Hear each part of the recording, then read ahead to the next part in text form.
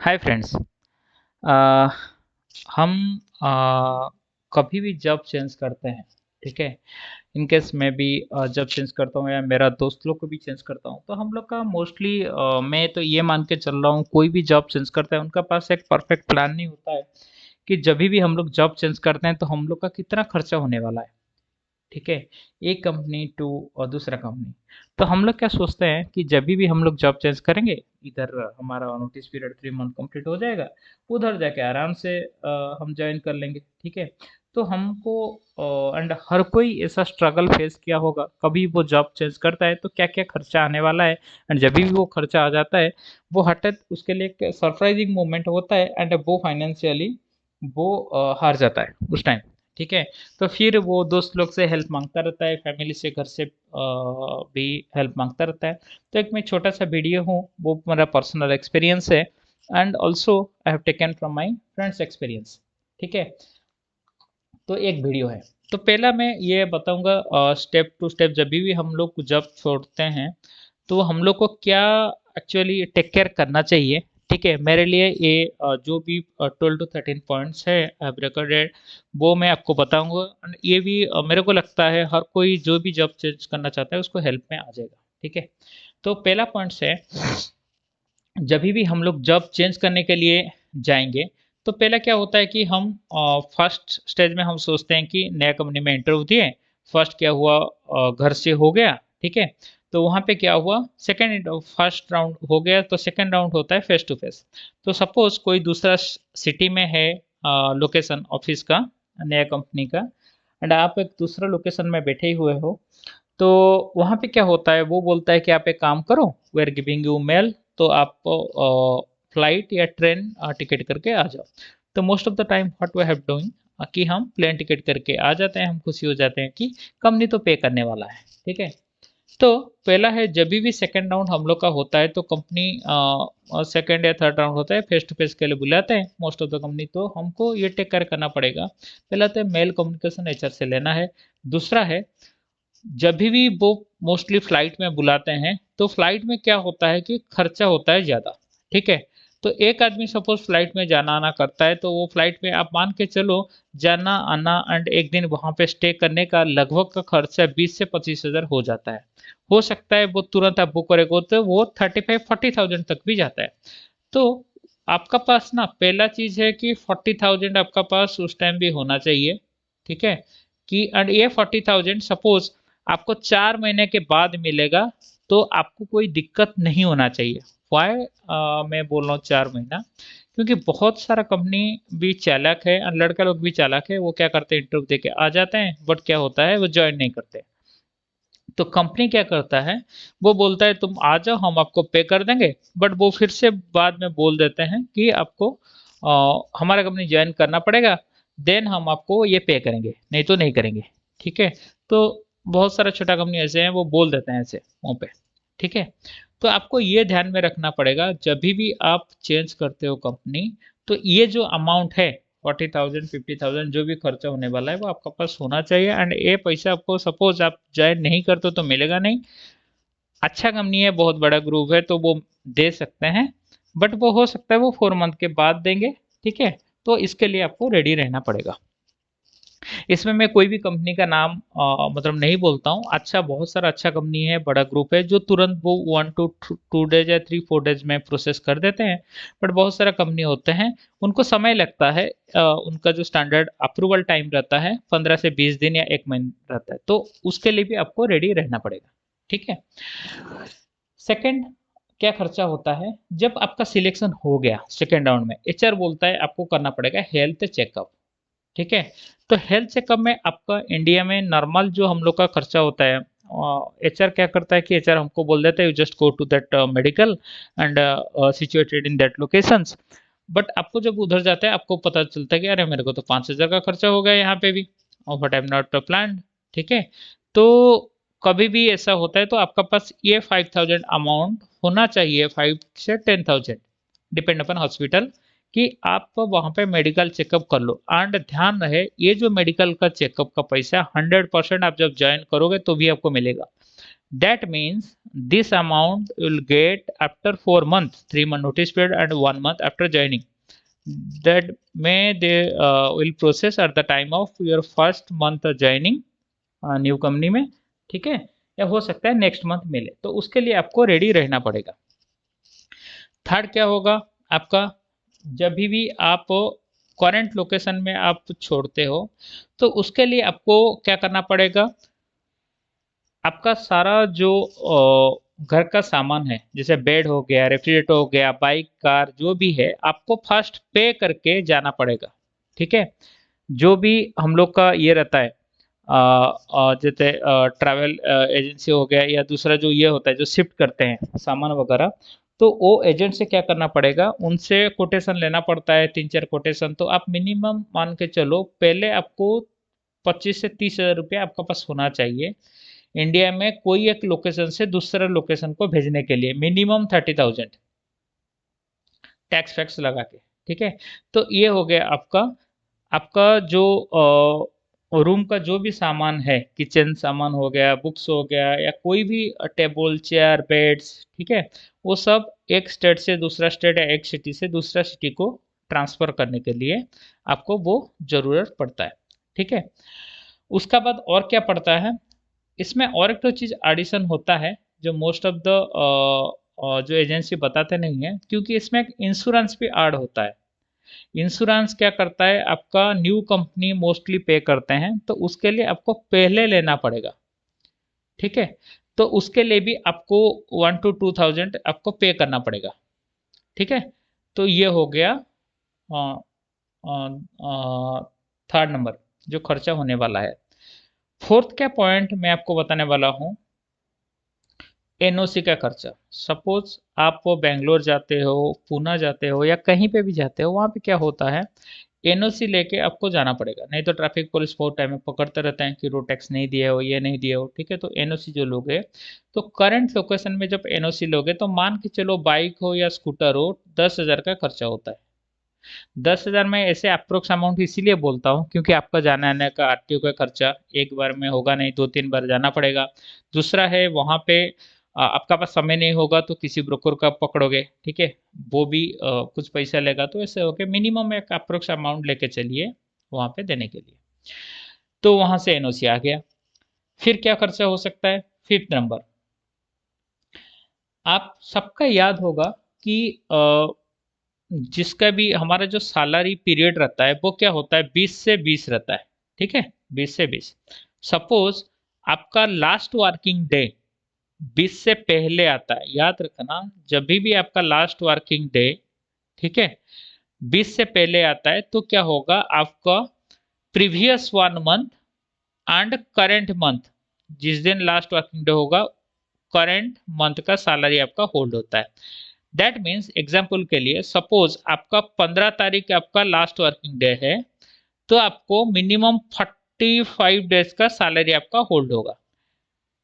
45 days means suppose इस 15 को आपको लास्ट वर्किंग डेज था, तो पिछला मंथ का भी आपका नहीं मिलेगा एंड इस 15 दिन का भी आपको नहीं मिलने वाला है, ठीक है। तो 45 डेज, एंड ये कब मिलेगा ना, ये मिलेगा आपका 45 डेज के बाद फुल एंड फाइनल सेटलमेंट में, ठीक है, एफएनएफ में आपको मिलेगा।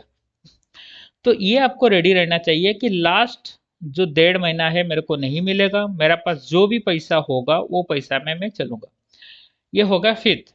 सिक्स्थ में आपका क्या खर्चा होने वाला है, देखो ये जो अमाउंट्स मैं बता रहा हूँ ना, ये बहुत बड़ा बड़ा अमाउंट है, ठीक है। तो ध्यान से सुनना और लिख के रखना कि किसका जो भी खर्चा हो रहा होगा। तो ये जो आपका रह रहा है 1.5 महीना नहीं मिलेगा, इस 1.5 महीने में आपको क्या क्या देना पड़ेगा। एक तो है आपका रूम रेंट हो सकता है, दूसरा है जो भी एग्जिस्टिंग ईएमआई चल रहा है, और क्या होता है ना, health insurance and life insurance का हम जो पेमेंट करते हैं एनुअली या क्वार्टरली या हाफ ईयरली, तो उसका जो ईएमआई आता है तो उसका अमाउंट, ठीक है, या कुछ मेडिकल इमरजेंसी आ गया आपका, उसके लिए भी कुछ अमाउंट का पैसा होना चाहिए, ठीक है। तो ये सब का जो खर्चा का जो पैसा है, जो 1.5 महीना के अंदर जो आपका आ रहा है, आपको ऑलरेडी नोट डाउन किए होंगे कि एलआईसी मेरा कब कट रहा है, या हेल्थ इंश्योरेंस कब कटने वाला है, सपोज उस पीरियड में आता है तो आपको देना पड़ेगा। ठीक है, 1.5 महीना आप तो ऐसे रहोगे नहीं। ठीक है, खाना पीना खाओगे, कहीं घूमने जाओगे, तो मोस्टली क्या होता है ना, इस टाइम पार्टी फार्टी बहुत होता है दोस्त लोग के साथ। आप भी देखे होंगे, हम लोग को भी मांगते रहते हैं, यार तुम तो जा रहे हो बहुत दूर, तो पार्टी दे दे, ये करे, चलो घूमने चलते हैं, ऐसा होता रहता है। ठीक है, तो उसमें भी आपका 15-20 हज़ार ऐसे उठ जाता है कि आपको पता भी नहीं चलेगा। ठीक है, खुशी खुशी में वाट लग जाता है। तो ये चीज़ भी ध्यान में रखना पड़ेगा कि ये जो 1.5 महीना में इट नॉट ओनली मेरे को ये सब खाली रूम रेंट, ईएमआई ये सब देना पड़ेगा, एक बड़ा अमाउंट ये भी रहता है जो पार्टी वगैरह का, ये सब का खर्चा।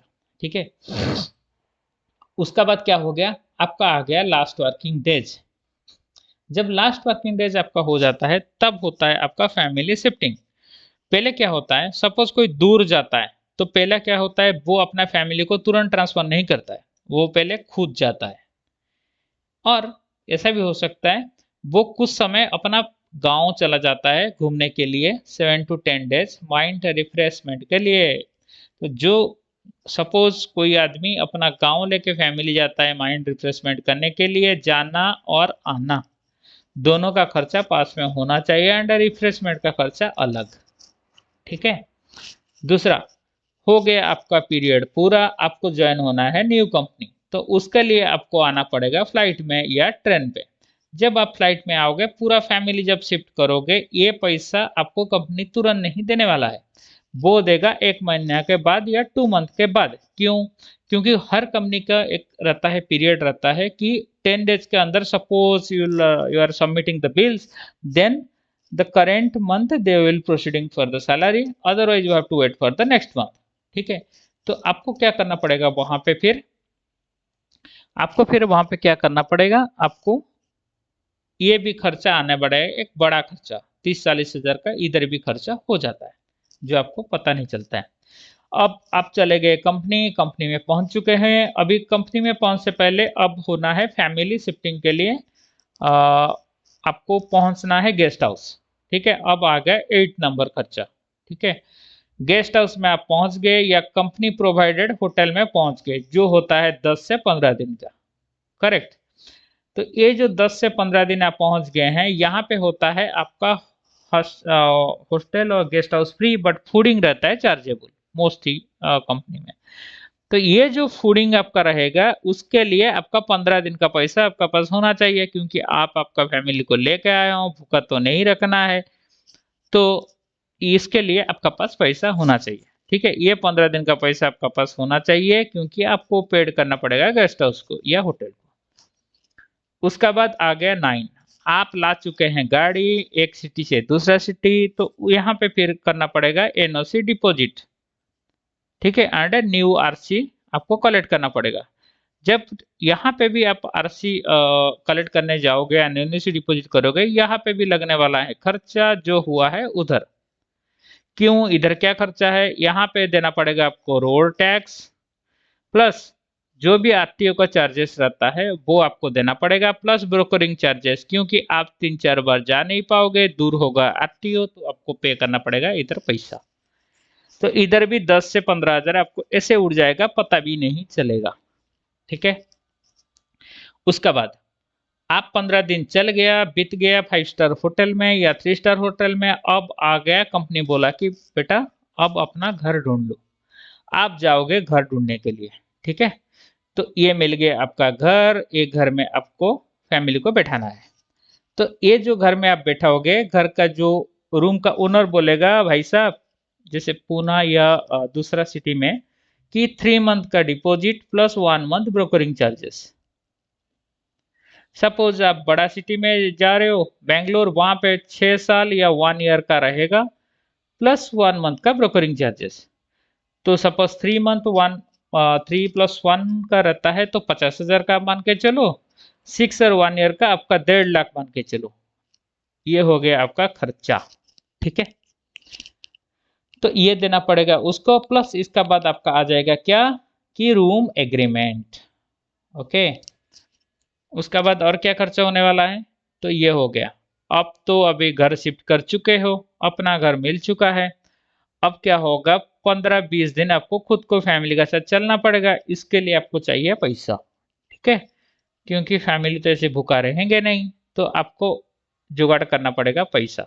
ओके, तो फूडिंग और दूसरा जो एक्सपेंसेस खर्चा जो भी है, घूमना, छोटा बच्चा है उनका ये, या उस सबको पैसा देना पड़ेगा। ये हो गया 11।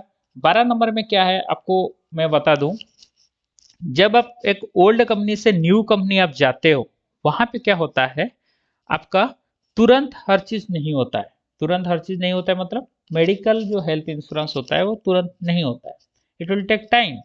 तो आपको जो मेडिकल हेल्थ कार्ड वगैरह, तो आपका पास होना चाहिए एक इमरजेंसी फंड जो मेडिकल सपोर्ट आपको कर पाए। दूसरा चीज ये हो गया इमरजेंसी फंड। दूसरा क्या है, दूसरा ये है कि सपोज ऐसा हो सकता है हस्बैंड एंड वाइफ का रहेगा, बच्चा का नहीं रहेगा, या जो भी रहेगा थोड़ा कम वैल्यू रहेगा, 1 लाख 2 लाख का रहेगा, ठीक है, डिपेंड अपॉन द कंपनी। तो उस टाइम क्या होता है, तो आपका पास एक इमरजेंसी फंड होना चाहिए तुरंत एक हेल्थ इंश्योरेंस लेने के लिए, ठीक है। तो ये मोटा मोटी जो 12 पॉइंट्स में बताया ना, तो ये खर्चा होता ही है।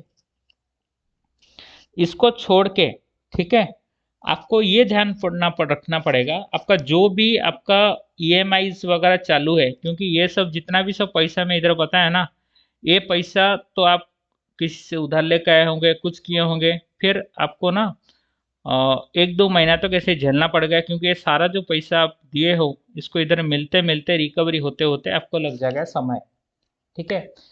तो आप मान के चलो और 1 मंथ का पैसा आपको होना चाहिए, या ईएमआई पे करने का पैसा आपका पास होना चाहिए, ठीक है। तो ये था एक वीडियो जो मैं पर्सनली बहुत टाइम में एक्सपीरियंस किया था कि जब न्यू कंपनी में ज्वाइन करने के लिए जाता हूँ, या कोई इंटरव्यू देने के लिए जाता हूँ, या मेरे दोस्त लोग भी जाते हैं, कभी हम लोग बात करते हैं खर्चा क्या है, तो उन लोग भी ऐसे बताते हैं। तो मैं सोचा कि एक वीडियो बनाया जाए इसका ऊपर, कि दोस्त लोग को भी हेल्प पे आ जाए, ठीक है। जो भी कंपनी चेंज करना चाहता है या स्विच करना चाहता है, ये डरने का नहीं है भाई, ये खर्चा होता ही है, आप सबको फेस किए होंगे, एंड उस टाइम ये एक सरप्राइजिंग फैक्ट बन के हमारा आगे आ जाता है जो हम कभी सोचे नहीं होंगे, बट ये आता ही है सबके लिए, ठीक है। तो थैंक यू मेरा वीडियो देखने के लिए एंड समय देने के लिए। थोड़ा लाइक कर दीजिए, एंड हो सकता है आप ये भी देख लो, आपको भी लगता है इसको छोड़ के और भी कुछ एक्सपेंसेस और भी होता है, तो आप कमेंट सेक्शन में दे सकते हो। ये वीडियो के लिए मेरे लिए भी एक रहेगा, नेक्स्ट टाइम हम भी कभी जाएंगे तो हम भी इसको टेक केयर करेंगे। Thank you, thank you to all.